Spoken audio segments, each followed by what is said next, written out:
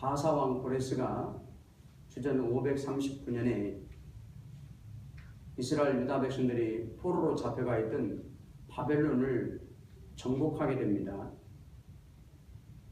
그래서 그 다음에 538년에 고레스는 모든 유다인들에게 자기 땅 이스라엘로 돌아가 살라고 선포하게 됩니다. 허락을 해줍니다.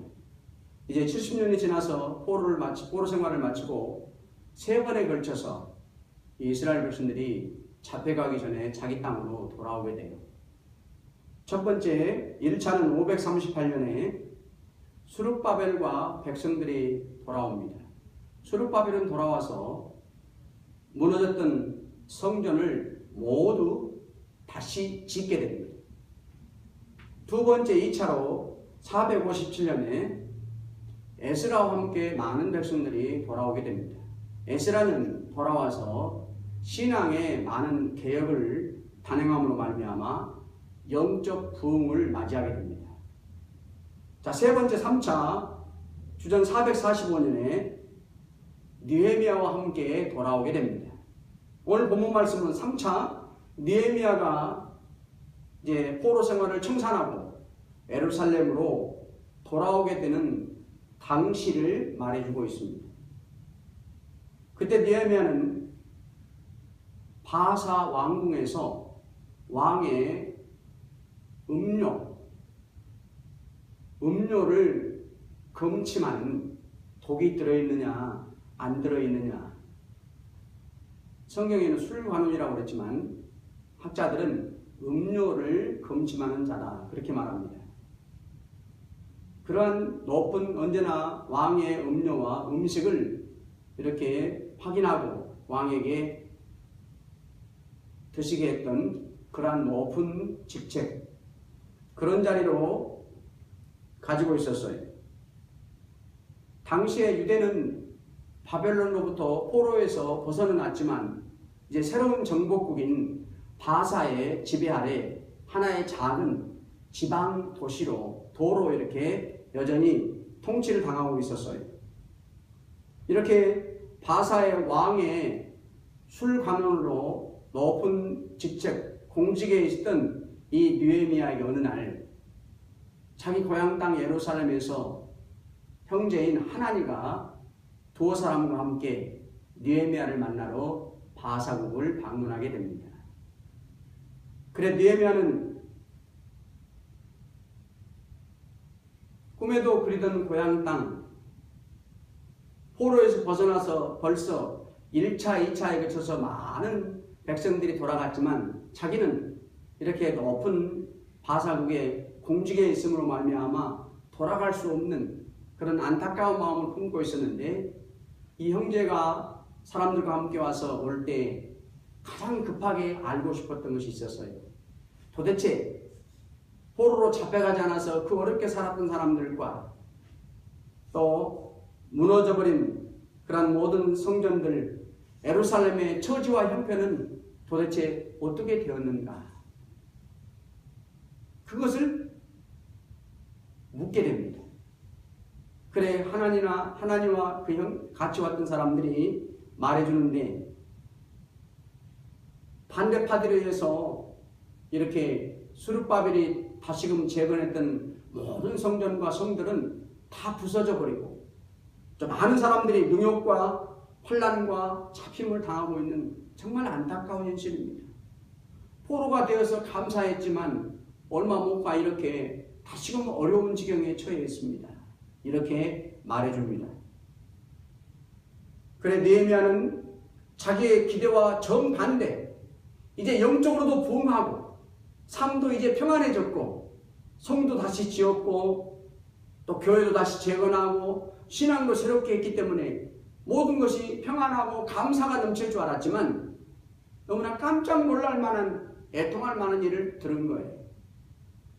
그래서 시름에 젖고 슬픔 가운데 하나님 앞에 울면서 간절하게 기도하게 돼요.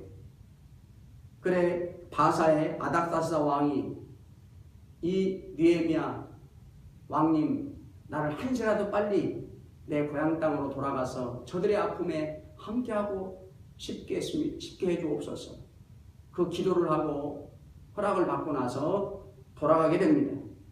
돌아가서 다시 무너진 성벽을 다 짓게 되고, 이제 나중에는 유다의 총독이 되어서 12년 동안 통치자의 일을 하게 됩니다.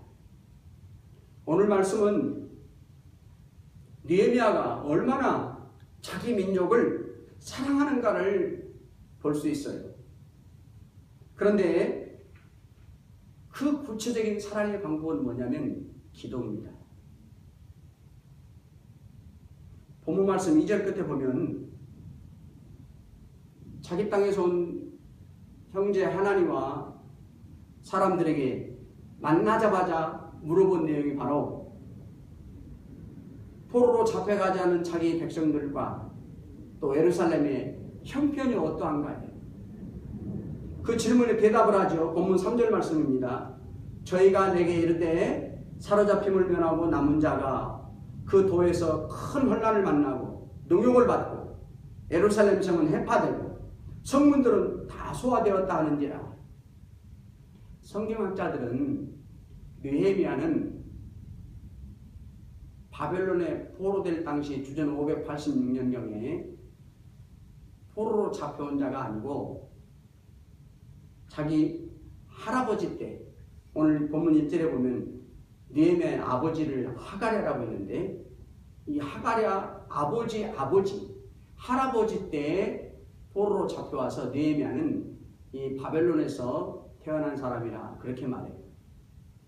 오늘날로 말하면 좋은 뜻에서 이민 3세와 같은 자, 그런 입장이죠. 느헤미야의 이름이 뜻이 뭐냐면 여호와의 위로하시다, 하나님의 위로자다, 그런 뜻입니다. 그런데 아버지 하가랴의 뜻은 여호와는 여호와의 흑암이다, 그런 뜻이에요.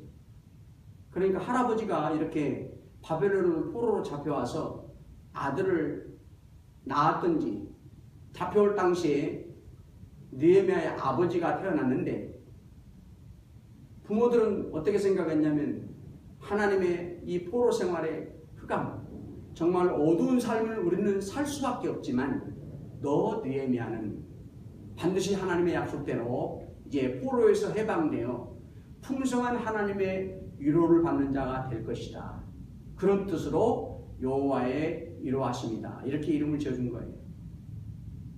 그래 느헤미야는 자라면서 자신의 이름의 뜻을 잊지 않고 믿음으로 최선을 다해서 살아서 세상의 실력도 많이 겸비함으로 말미암아 이 포로국에 잡혀온 그 포로국의 높은 공직의 왕을 수행하는 비서와 같은 그런 직을 받게 된 거예요.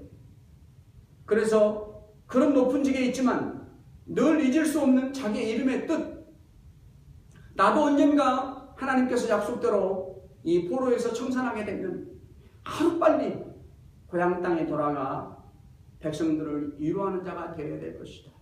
그 하나님의 이름의 뜻을 잊지 않고 살았던 것입니다. 그래서 오자마자 그 형제들에게 도대체 고향 땅의 사람들은 어떻게 살고 있을까? 그것이 가장 시급하게 궁금했던 거예요. 그래서 그것을 물어봤던 거예요. 이 느헤미야가 있는 바사 왕궁 수산궁하고요, 예루살렘까지는 12,000km가 됩니다. 성경에 보면 4달 동안 걸어가야 되는 곳이에요.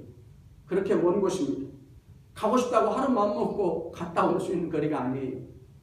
더더구나 이렇게 높은 바사국의 공직에 있는 자로 감히 마음 먹고 맨날 며칠 휴가를 내어서 갈 수 있는 그런 입장이 못 됐던 거예요. 막상 자신의 기대와 달리 참담한 모든 성이 무너지고 능욕을 받는 그런 백성들의 소식을 들은 이 느헤미야는 어떻게 통곡하며 하나님 앞에 기도하며 정말 애통했던 거예요. 어떻게 이렇게 이러한 일들이 다시금 일어날 수 있었습니까? 당시에 그 예루살렘 성 포로에서 돌아온 다음에 성을 다시 재건축하고 어떻게 예루살렘 성의 형편이 어떠했는가 에스라 4장이나 열왕기하 17장에 보면 자세히 나와요. 오늘 본문을 보충해 주는 내용이 나오죠. 형제가 와서 예루살렘 성의 형편을 얘기했던 그 실제 모습, 아수르에 의해서 이 북이스라엘 사마리아가 함락되는데 방금 말씀드린 그 성경에 보면 아수르는 그 북이스라엘에 정복한 다음에 하나님을 부인하고 믿지 않는 이방 민족인 메소포타미아 사람들하고 아람인들을 강제로 그 사마리아에 이주해서 살게 돼요. 그러다 보니까 가정을 이루게 되고 그러다 보니까 하나님을 섬기기보다 이방신을 섬기는 그런 족속들이 되고 만 거예요. 그래서 1차의 수르바벨이 많은 백성들과 돌아와서 무너진 성과 성전을 열심히 짓는데 그것들을 방해해요. 그래서 그냥 다시금 짓다가 무너져버린 것입니다. 그들은 이렇게 바사 왕에게 성경에 보면 모함의 고소장을 접수시켜요. 바사 왕님 잘 모르시겠지만 이 이스라엘 민족은 역사적으로 보면 늘 반역하던 자들입니다. 그렇게 모함적인 문서를 써서 바사 왕, 지금 느헤미야가 술 강로 있는 그 왕에게 고소장을 보내요. 그래 이 왕은 그 고소장을 받고 성경에 보면 깊게 생각하지 않고 그 자료들을 다 들춰보지 않고 역사적인 사례들을 확인하지 않고 그렇다면 당장 성을 다시 재건하는 것을 멈추도록 하라 하는 조서를 내려버립니다. 그래서 잘 되었다 해서 르훔과 심세라는 바사가 세운 그 사마리아의 지도자들이 멈추라고 하는 말에 따르지 않고 다 가서 그냥 강제로 막 부서뜨리고 불태우고 망가뜨려버려요. 그런 역사적인 사실이 실제적인 이 예루살렘에서 느헤미야에게 와서 알려줬던 소식의 모습이었어요. 느헤미야는 어떻게 생각했겠습니까? 이미 자기보다도 앞서서 두 차례나 좋은 믿음의 지도자들이 많은 백성들과 함께 예루살렘 성에 돌아가서 이제 꿈을 안고 돌아가서 주의 영광을 위해 아름다운 소식이 전해질 걸로 기대했지만 정반대 소식을 들었던 거예요. 그래서 충격이 얼마나 컸던지 며칠 동안 슬퍼하며 울며 기도하게 됩니다. 그러면서 오늘 본문에 보면 느헤미야가 기도 가운데서도 제일 먼저 선택해서 한 기도가 무슨 기도냐면 금식 기도입니다. 오늘 본문 4절에 보니까 그만큼 느헤미야는 고국의 소식에 대해서 너무너무 마음이 아팠던 거예요. 정말로 다급한 문제였어요. 하나님께로부터 간절히 내가 밥을 안 먹으면서까지 일체 음식을 끊어서라도 빨리 하나님 앞에 응답을 받아야 되겠다고 하는 그런 간절한 열망이 바로 금식 기도로 나타나는 겁니다. 이사야 58장에 나와 있는 금식 기도의 말씀처럼 자신의 육신을 쳐서 복종시키는 일, 우리 사람들에게 기본적인 욕구잖아요. 음식을 먹는 거, 잠자는 거. 그런 기본적인 욕구를 끊어가면서 주님 때문에, 주의 영광 때문에, 자기 백성들을 향한 사랑 때문에 금식 기도하는 그러한 느헤미야. 하나님은 성경에 특별히 마음을 두고 금식 기도하는 자들을 지켜보시고 응답을 속히 해주신다고 약속하셨어요. 에스더 4장에도 나오잖아요. 바사왕의 왕후가 된 에스더, 하만의 거짓 계략으로 자기 민족이 다 죽게 생겼어요. 에스더가 그때 선택한 것도 역시 어떤 기도의 모습이냐면 금식 기도입니다. 금식 기도를 일주일 한 것도 아니에요. 단 3일. 음식을 먹지 않고 단 3일 기도했는데 그 단 3일의 금식 기도로 수많은 이스라엘 백성들의 생명을 살려내게 됩니다. 30일 동안 왕 앞에 못 나갔던 에스더 왕비였지만 그 오랜 30일 동안도 단 하루로 3일 기도로 당장 왕 앞에 나아가게 되는 하나님의 역사를 체험하는 거예요. 오늘 느헤미야는 왕의 높은 신하로 금식할 필요가 특별히 없던 사람이에요.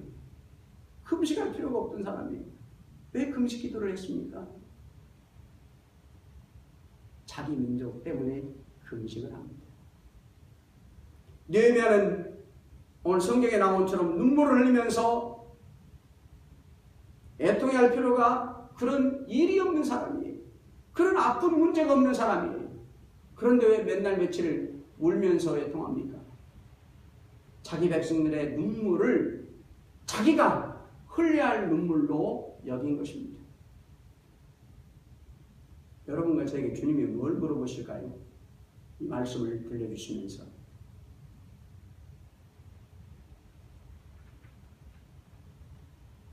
옆에 다른 성도들의 근심과 문제에 얼마만큼이나 함께 하기를 너는 원하고 있니? 주님은 물어보시는 거예요. 우리 교회 안타까움에 너희들은 어떤 모습으로 기도를 하고 싶은가? 를 물어보시는 거예요.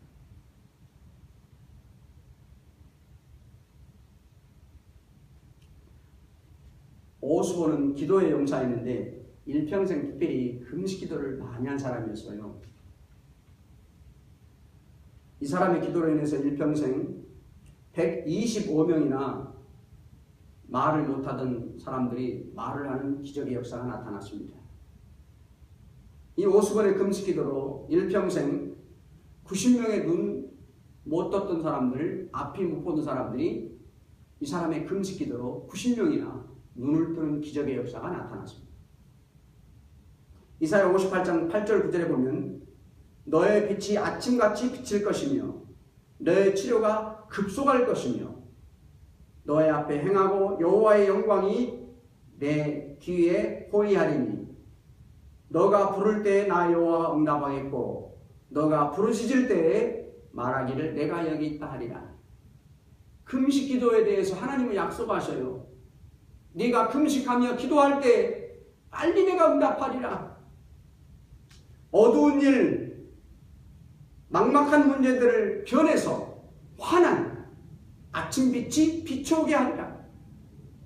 너의 질병 나가지고 금식 기도하는가? 그 질병도 속히 낫게 하리라.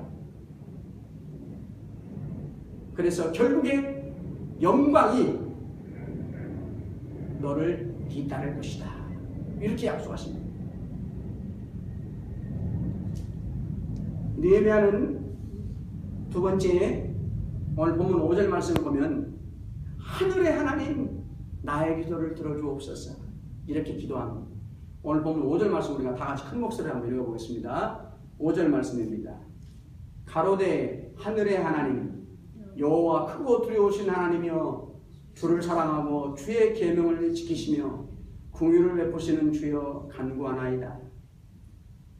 만물을 통치하시고 운행하시는 절대적인 능력의 하나님, 내가 그 하나님 앞에 기도합니다. 하늘에 계시다고 하는 게 높이 계시다고 하는 게 크신 하나님이라는 거예요. 이 땅의 모든 것을 마음대로 통치하시고 절대적인 주권을 가지고 다스리시는 하나님이시라는 거예요. 그래 이삭이 아들 야곱에게 장자의 축복을 베풀 때 하늘의 하나님께로부터 이런 복이 임하게 된다고 말씀해요. 창세기 27장 28절에 보면 하나님은 하늘의 이슬과 땅의 기름짐이며 풍성한 곡식과 포도주로 너에게 주시기를 원합니다.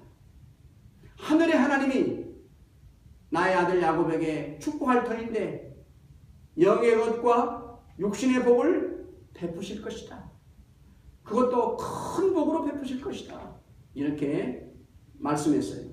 역대상 16장 21절에 보면 다윗은 하나님을 이렇게 찬양합니다. 하늘을 지으신 하나님, 열방을 통치하시는 하나님, 존귀와 위엄과 능력이 그 앞에 있으신 하나님. 정말 우리가 측량할 수 없는 크고 높으신 하나님 찬양을 받아 주옵소서. 이렇게 다윗이 찬송했어요. 욥기 9장 10절에 보면 하나님은 측량할 수 없는 큰 일을, 셀 수 없는 기이한 일을 행하시느니라. 우리가 기도할 때 하나님은 내가 바라던 것 이상의 것으로 주신다는 거예요. 내 이상적인 판단으로 이해할 수 없는 기적을 우리가 기도할 때 베풀어 주신다는 거예요. 에레미야 선지자가 자기 백성들이 이렇게 패망하고 바벨론으로 포로로 잡혀갈 때 삶의 터전이 다 무너져 버리고 다 폐허가 된 그러한 현실을 생각하면서 지은 노래가 에레미야 애가입니다. 백성들의 아픔을 하나님 앞에 이렇게 가는 거예요. 내 눈에 흐르는 눈물이 그치지 아니하고 쉬지 아니하며 여호와께서 하늘에서 살피시고 돌아보시기를 기다리는도다. 이 땅 어디에도 자기 백성들의 눈물과 아픔을 치료하고 회복시켜줄 자가 없다는 것. 오직 높고 크신 하나님만이 자기 백성들을 봐주실 수 있고 일어서게 하실 수 있다고 하는 그 믿음으로 에레미야는 하나님 앞에 기도했던 것입니다. 여러분과 제가 부르는 하나님은 어떤 분이실까요? 우리가 기도할 때마다 나를 도우시라고 찾는 하나님은 얼마만 능력과 영광을 받으실 분인가란 말입니다. 하나님의 영광 한이 없으십니다. 하나님의 능력 무한하십니다. 그러니 우리가 하늘에 높으신 하나님 앞에 간구할 때마다 정말 우리의 생각 이상의 놀라운 역사가 우리에게 성취된다고 하는 거예요. 느헤미야는 또 하나 보니까 언제 기도했는가 하면 주야로 기도를 했어요. 낮에도 기도하고 저녁에도 기도했다는 것은 쉼없이 기도했다는 걸 말하죠. 기도에 전념한 것을 말하는 거예요. 그만큼 느헤미야에게 자기 백성들의 그 형편과 눈물이 그렇게 큰 아픔이었던 것을 알 수 있습니다. 당장 하나님께로부터 응답이 필요함을 느헤미야는 느끼고 있었던 거예요. 여러분과 제가 기도할 때 많은 날 기도해 오지만 가장 중요한 것 가운데 하나가 바로 이것입니다. 느헤미야와 같이 쉼없이 기도 제목을 바꾸지 않고 하나님이 응답하실 때까지 밤과 낮을 계속해서 기도하는 사람. 성경에 수많은 사람들이 문제를 해결 안 받고 응답을 체험한 그 비결은 바로 하나님께서 부보 살펴주시고 권고하시고 여기 있다고 응답으로 내면해 주시는 그 순간까지 기도의 제목을 바꾸지 않고 여전히 기도한 사람들이에요. 밤과 낮의 기도란 그만큼 기도의 시간을 많이 쏟아부은 것을 말하는 거예요. 이제 밤에 했으니까 됐다. 낮에는 그만둔 것이 아닙니다. 낮에 했으니까 이제 저녁에는 뛰어넘어간 것이 아니에요. 밤에도 하고 낮에도 하고 계속해서 나의 기도의 제목이 응답될 때까지 기도한 느헤미야. 이런 생각이 들 수 있잖아요. 느헤미야는 왕을 가장 근거리에서 수행하는 아주 높은 공직이잖아요. 삼시세끼 식사할 때마다 왕 옆에서 독이 있는가 검침해야 되는 아주 가까운 왕의 측근이에요. 그런데 굳이 기도 안 해도 왕에게 부탁만 해도 얼마든지 자신의 간절한 소원처럼 예루살렘에 당장 보내줄 수 있을 것 같잖아요. 그런데 느헤미야는 그렇게 하지를 않았습니다. 뭐 하려고요? 하나님은 여러분과 저보고 기도를 먼저 알아가려고. 내가 얼마든지 할 수 있지만 그렇게 하지 말고, 문제를 만나고 어려움을 당할 때 내 힘으로 해결하려고 말고, 세상을 먼저 의지하려고 하지 말고, 얼마든지 가능한 법적인 권한이 있는 자일지라도 하나님을 먼저 찾으라는 거예요. 기도를 선택하라는 거예요. 그것을 우리에게 잊지 말라고 이미 오래전에 떠나버린 느헤미야에게 들려주신 말씀이 아니에요. 오늘 여러분과 저에게 들려주시는 말씀입니다. 모든 일에 앞서 여러분과 저는 기도가 우선 시작돼야 된다고 하는 것입니다. 무엇을 해야 할 때 일하러 나서는 발걸음보다 먼저 기도의 무릎이 꿇어져야 된다는 거예요. 느헤미야는 오늘 1장 1절에 나와 있는 이 아픔의 소식을 형제로부터 사람들로부터 들었던 때가 언제냐면 아닥사스다 왕 20년 기스루월이라 오늘날로 말하면 9월 달에 처음 이렇게 예루살렘 성의 아픔을 듣게 됩니다. 그래서 눈물을 흘리고 애통해하고 기도하게 돼요. 그런데 이제 기도하다가 드디어 왕 앞에 나가서 왕님, 나를 예루살렘 성에 보내주셔야 되겠습니다. 우리 백성들이 이렇게 어려움에 있는데 내가 가서 같이 동참하고 저들을 위로해야 되겠습니다 하고 자기의 소원을 말한 때가 언제냐면 느헤미야 2장 1절에 나옵니다. 같은 해 니산월 1월 달입니다. 9월 달과 1월 달 4개월 차이가 납니다. 4달 동안 느헤미야는 계속해서 기도하고 이제 하나님의 됐다. 이제 신호를 받고 이 왕 앞에 나가서 자기의 소원과 사연을 말하게 되는 거예요. 성경에 보면 기도를 계속했다고 하는 중요한 단서의 말씀이 나와요. 처음 시작할 때 느헤미야 얼굴이 슬픔으로 시작을 합니다. 그런데 그 기도가 끝나갈 때쯤에 4개월이 지난 때에도 역시 왕 앞에 나아갈 때 신하로서 감히 근심 띤 수색의 얼굴로 나갈 수 없는 신부임에도 불구하고 성경에 보면 4개월 동안 기도한 다음에 왕 앞에 나가서 말할 때에도 역시 얼굴 색깔이 수색을 잔뜩 안고 나아가요. 그래서 왕이 물어봐요. 너 뭐 때문에 이렇게 근심한 얼굴을 짓고 있느냐? 그래서 말하게 됩니다. 뭘 가르쳐주는 거예요?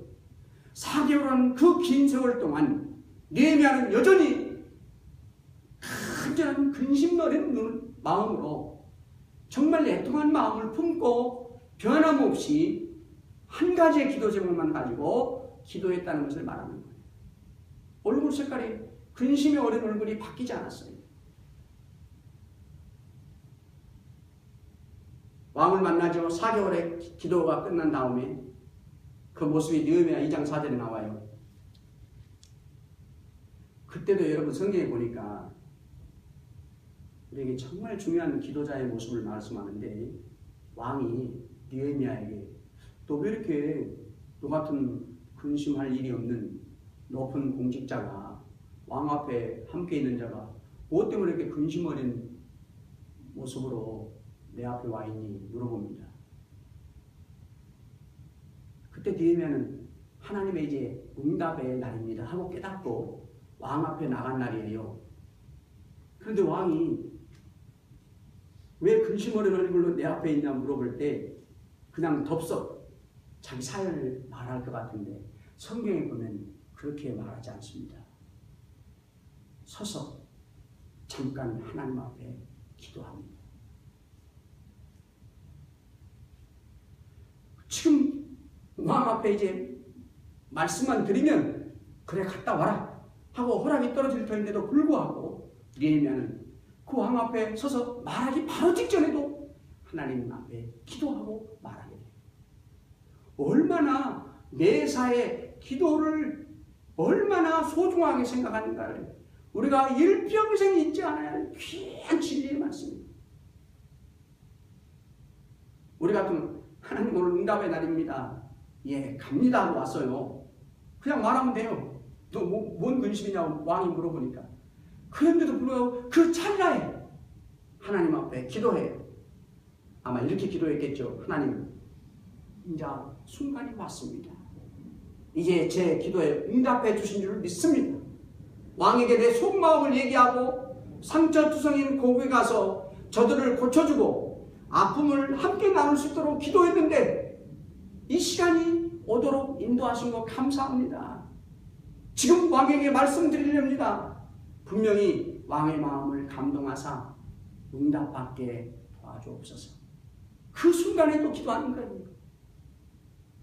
얼마나 철저한 기도의 사람, 하나님이 간섭, 하나님의 도, 하나님의 역사가 내 기도를 통해서 나타나지만 철저하게 그 순간까지 하나님이 여기 있다고 주실 때까지 기도의 끈을 놓지 않는 느헤미야.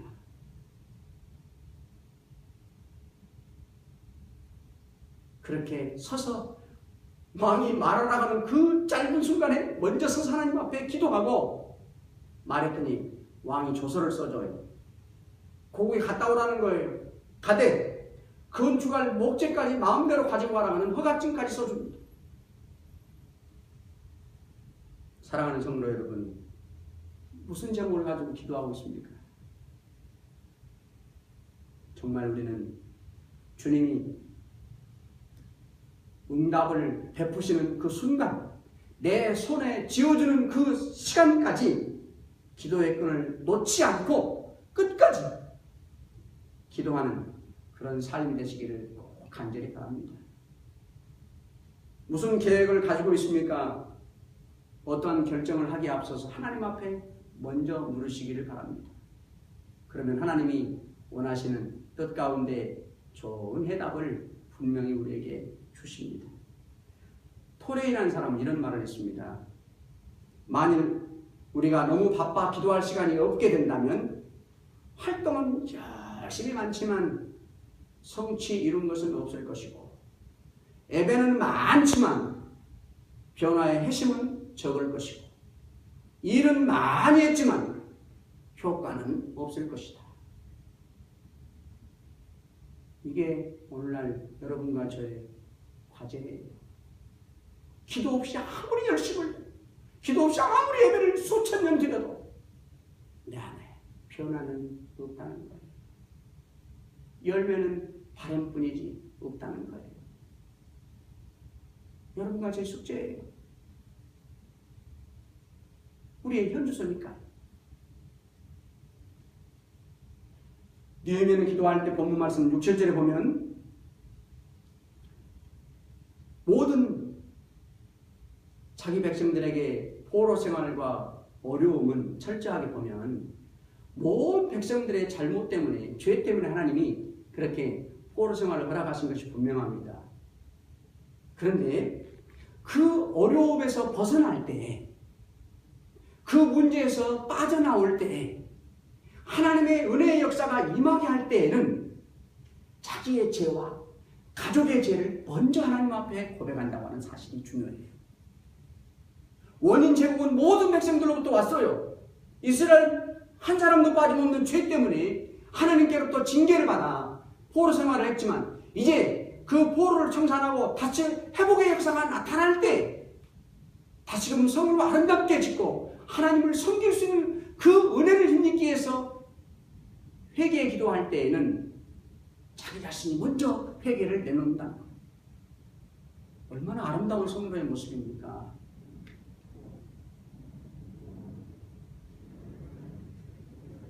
하나님, 어떻게 지은 성전입니까? 어떻게 눈물로 지내다가 지은 성전입니까? 그런데 다시 이렇게 무너지게 내버려 두십니까? 얼마나 사모하다가 돌아온 나라입니까? 그런데 이렇게 누용을 받고 환난을 당하고 어려움을 당하게 내버려 두십니까? 하나님 앞에 느헤미야는 회개 기도를 해요. 성경에 보니까 자신이 범한 계명과 율례와 규례를 지키지 않는 죄도 붙들고 하나님 앞에 회개 기도를 합니다. 나의 집을 살려나가는 일, 우리 교회를 살려나가는 일은 나로부터, 내 죄 회개로부터 나와야 된다고 하는 거예요. 내 자신의 허물과 죄와 부족을 붙들고 애통해하는 역사가 있을 때 하나님의 회복의 역사가 내 가정 속에 우리 산성교회에 일어난다고 하는 거예요.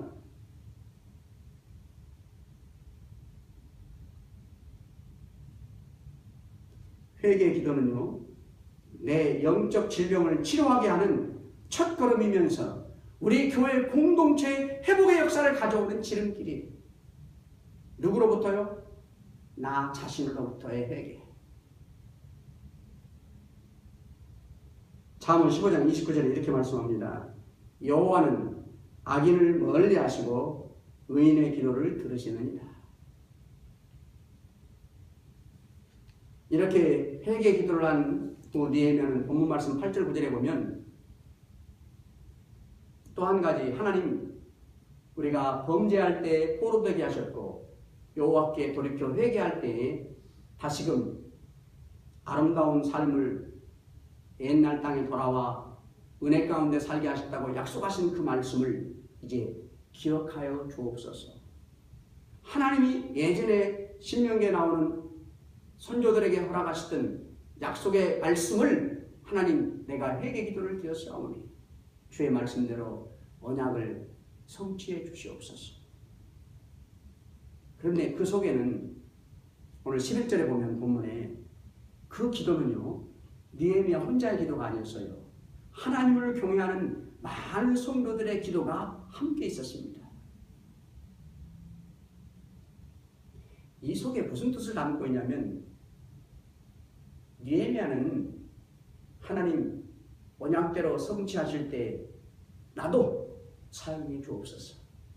이제 회복의 역사가 나타나고 예루살렘에 하나님의 복이 임할 언약의 성취에 나도 헌신하는 사람 되게 하옵소서.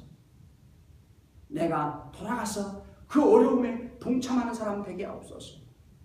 그 기도 제목이 느헤미야가 드렸던 마지막 기도 제목이에요. 자신의 헌신의 소원을 하나님이 연락해 주시옵소서. 다시 회복시킨다는 약속에 내가 쓰임받기를 원합니다.